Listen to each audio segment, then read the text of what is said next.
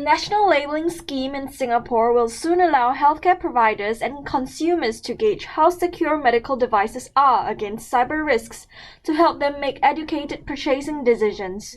The Cybersecurity labeling scheme for medical devices will assess the safety of equipment, including pacemakers and ventilators, and certify them under one of 4 levels, with 4 as the highest rating.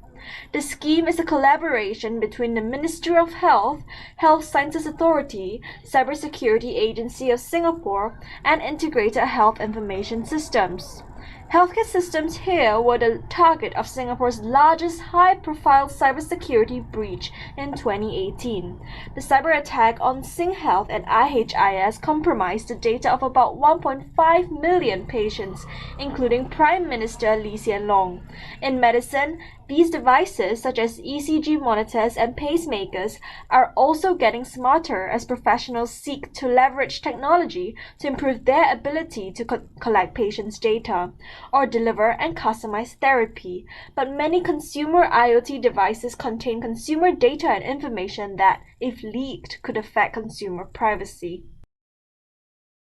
The Cybersecurity Agency of Singapore, CSA, and Germany's Federal Office for Information Security, BSI, will sign a Mutual Recognition Agreement, MRA, on the cybersecurity labels to be issued by both countries.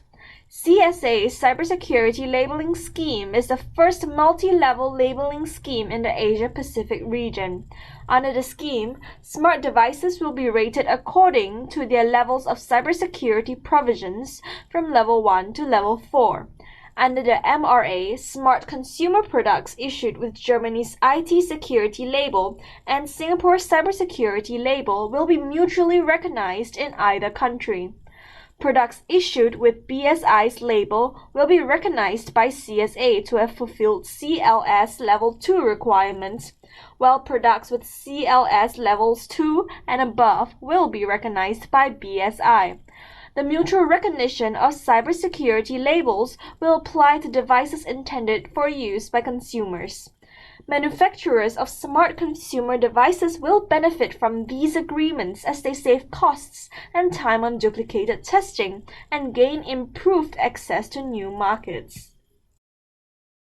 Online marketplace Carousell has been hit by a personal data security breach, exposing users' registered mobile numbers and email addresses.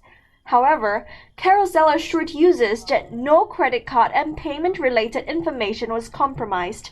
In addition, no one else would be able to log into the affected Carousell accounts as no password-related information was compromised. According to the e-commerce platform, the security breach occurred as a result of a bug that was introduced during a system migration.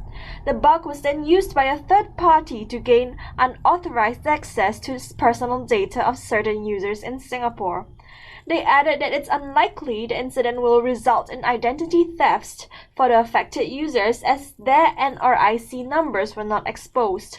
However, they warned of a potential risk of users being more susceptible to phishing attempts as a result of their mobile numbers and email addresses being leaked. Soon after the military coup in Myanmar, the newly installed junta released a draft of its planned cybersecurity law, after numerous other worrying developments concerning the military's interference in Myanmar's digital realm in the years leading up to the coup. The 2002 draft has offered the clearest sign that the military-run State Administration Council (SAC) is attempting to introduce Southeast Asia to something akin to the Chinese model of state surveillance and information control, providing the junta with a golden firewall modeled on China's Great Firewall or Russia's Digital Iron Curtain. A report published this month claims that digital rights in Myanmar have hit an all-time low and that the level of digital repression in the country is now on par with that of China. The proposed law breached virtually all internationally recognized digital rights with no right to privacy and arbitrary and ad hoc decisions and penalties built into the system. The law would allow the SAC to access user data, block websites, order internet shutdowns, and prosecute critics who would have little legal recourse.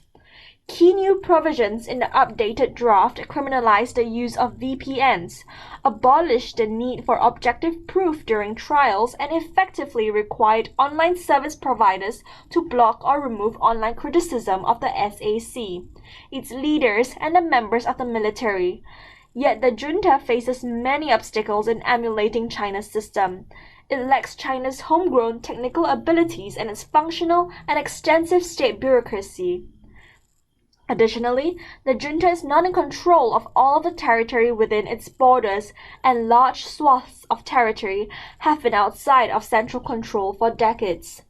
Despite these hindrances, developments since last year's coup clearly indicate that Myanmar is leading Southeast Asia at digital authoritarianism, and that elements of the system that it is creating could easily be emulated by other authoritarian regimes in the region, such as those in Thailand, Cambodia, or Vietnam.